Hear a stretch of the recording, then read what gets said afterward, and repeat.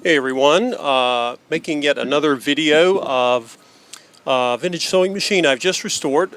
Just now resuming my restoration overhaul work on machines after a little bit of a sabbatical. And for many of you who have seen this machine, it is probably one of the most well known of the vintage sewing machines. It is called the Singer Featherweight, and it is arguably one of the most popular and yet one of the most diminutive. It is very compact, and it is one of the only vintage sewing machines that was truly portable. Now, many of the vintage sewing machines could be gotten in a carrying case, but some of those could be quite heavy. They can weigh as much as a bowling ball or two. But the Featherweight was one of the very few that was truly portable. It's very lightweight, weighs, I don't know, 11 pounds, 12 pounds, something like that. And the way Singer was able to produce such a lightweight machine was not just because of the small size, but also because even though all of the internals are very high quality steel, like all the vintage machines were back in the day, the Featherweight was created with a body and a chassis that was made of aluminum. And to do that in aluminum was actually more expensive than steel. So this was quite the machine in the day, and it was often a starter machine. Many people would get this as a gift. It was a first machine for many people.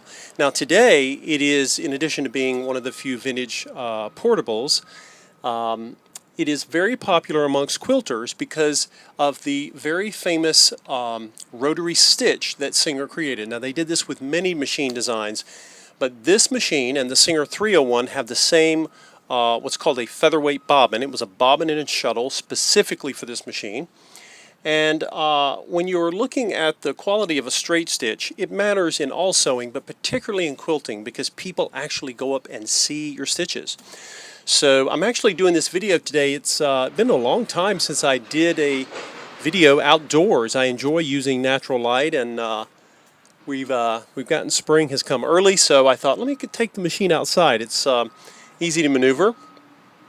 And one other thing to say about this particular machine is that this machine had the original Featherweight motor, but at some point in its life, there was at some point a retrofit where you could install a stronger motor. This motor is almost twice as powerful as the original. For many people, the Singer motors are fine, so if you have an original Singer motor, like most Featherweights do, I don't think you need a stronger one, given that most people sew lightweight cottons with the Featherweight. But if you want a Featherweight that has a stronger motor, and this was specifically designed for the Featherweight, I have not seen a retrofit bracket since then. So it was created at some point in the history of Featherweight. Singer Featherweights go all the way back to the 1930s. But anyway, I wanted you guys to see it sewn, and when I list it on Craigslist, it will have photographs of the overhaul work that I do.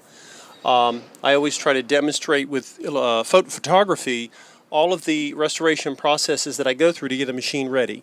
And when you're trying to get a vintage sewing machine ready and fully restored, it's not just a matter of cleaning it and maybe putting some oil in. It really has to be taken apart and given its long overdue tuning. So tuning up a vintage machine is a lot more time consuming than, say, a new one, particularly when you have things that are made with all metal parts. So this machine has an updated power cord and an updated foot pedal as well.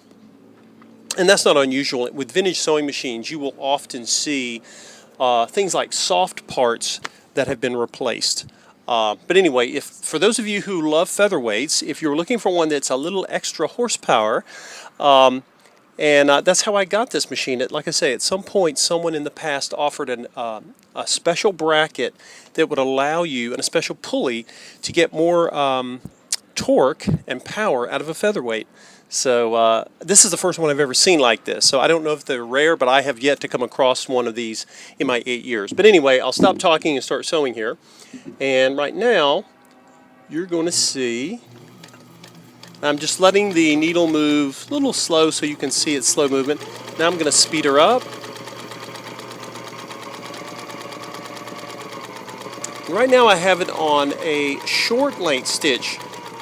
Singer's, particularly Singer rotary hook machines from the vintage period, have the most beautiful short straight stitch you will ever see. And I mean, as I would put this against any German or Swiss machine, to be honest. But anyway, and then after I do that, I'm going to also do some longer stitching for you. And after that, I'll bring this up so you can see the stitch quality.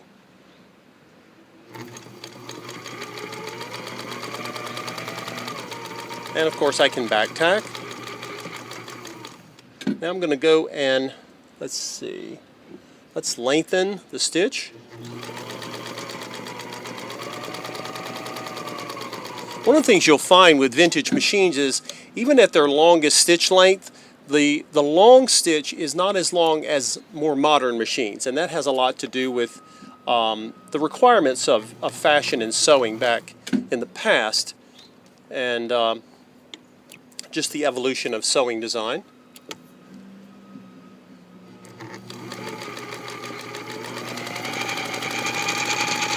You can see it going pretty quick. It's actually a little faster than what the original vintage motor would have provided. And I'll get my scissors out here. Okay guys, I had to go and get my my scissors. I didn't have them with me. Let's see if this is going to come up. And you can see really close up actually, you'll see the long stitches and then that beautiful short rotary stitch that the Singers were always famous for. And then on the other side I have a I have a white thread here, so you can see on the other side. One thing to note too is when you're looking at Singer featherweights, you want to be sure that it has the original bobbin case.